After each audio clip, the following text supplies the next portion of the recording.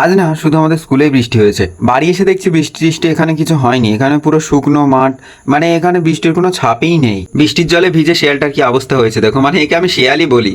মানে ওর আকারটা না কিছুটা শেয়ালের মতো। আর আজকে আমি অনেকক্ষণ ওদের সাথে খেলা করেছি, মানে বৃষ্টি হচ্ছিল তার জন্য খেলা করছিলাম। তো বৃষ্টি থামার পরে এই যে সবাই টিফিন খেতে চলে আসলাম। আর আজকে আমার টিফিনে অনেক কিছু ছিল।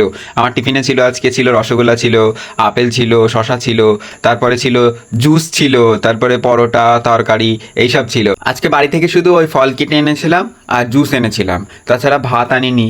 আর তার জন্য আমার যদি বেশি খিদে পাই তার জন্য আমি এই দোকান থেকে পরোটা কিনে নিয়েছিলাম। আর এই পরোটা না একে আলু রান্না করেছে, তার উপর এখানে এক গাদা চিনি দিয়েছে, কীরকম লাগছে, মানে একটু বেশিই মিষ্টি হয়ে গিয়েছে। তো খেতে পাচ্ছিলাম না, তার জন্য পাশে যে ছিল তাকে দিয়ে দিলাম। তারপর আমি খেয়ে নিয়েছিলাম ওই যে কাটা ফলগুলো, ওখানে আপেল ছিল, রসগোল্লা ছিল, শশা ছিল, তো ওইগুলো খেয়ে নিয়েছিলাম।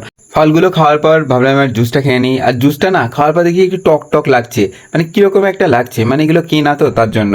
আর এই দেখো এতগুলো প্লেট এবার আমাকে ধুতে হবে, আর বারাসার সময় ফুচকা খেয়ে নিলাম।